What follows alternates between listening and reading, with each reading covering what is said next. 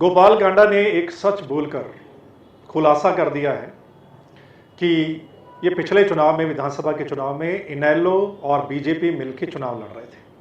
Gopal Kanda BJP के सहयोगी हैं और अगर गोपाल कांडा बोल रहे हैं तो इसका मतलब वो सच बोल रहे हैं।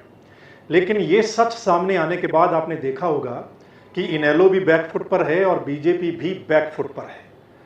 उनको लगता है कि सच सामने आ गया, अब लोग बात करेंगे, चर्चा होने लगी पूरे हरियाणा में कि ये क्या चल रहा है।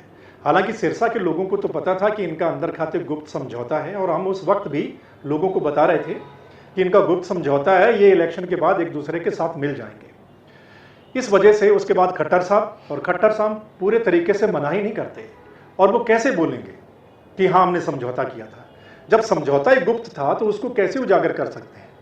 उसके बाद फिर इनेलो के जो विधायक हैं अर्जुन चौटाला वो सामने आते हैं और वो वहम निकालने की बात करते हैं कि अगर किसी को वहम है तो वो इस्तीफा देने के लिए तैयार है। तो मैं यही कहूँगा कि बहुत अच्छा मौका है, आपको इस्तीफा दे देना चाहिए और मैदान में आ जाना चाहिए। और अगर आप वहम निकालने की बात करते हैं तो इस्तीफा दीजिए, दोबारा चुनाव होगा और सभी को पता चल जाएगा कि कौन कितने पानी में है। पिछली बार तो बीजेपी इनेलो का साथ दे रही थी, लेकिन अब मुझे लगता है कि बीजेपी इनेलो का साथ नहीं देगी।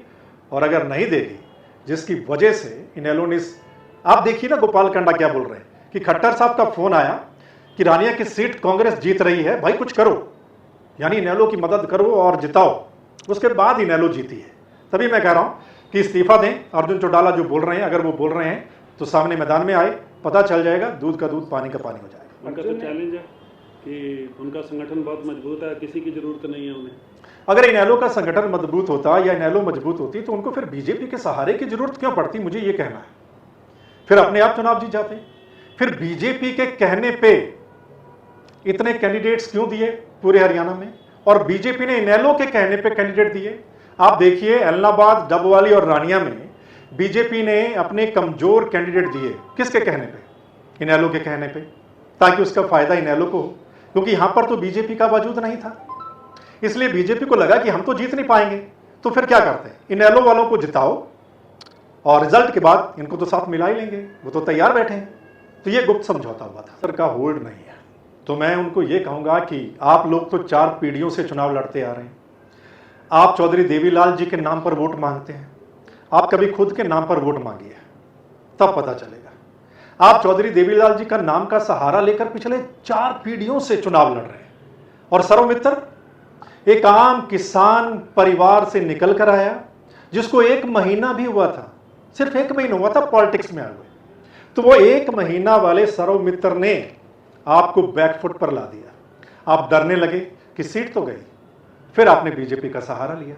तो इससे पता चलता है, आप कह रहे थे कि 40,000 से जीतेंगे रानिया की सीट, कांग्रेस का जो मर्जी आ जाए। लेकिन जब सर्वमित्र आया तो वो 40,000 की जीत धीरे धीरे कम होने लगी और कहां तक आ गई, 4,000 पर। वो 4,000 भी नहीं रहनी थी अगर बीजेपी सपोर्ट ना करती या कुछ और लोग ना करते। इसलिए जरा सोचें, और जो वो वहम निकालने की बात कर रहे हैं ना, उसमें पता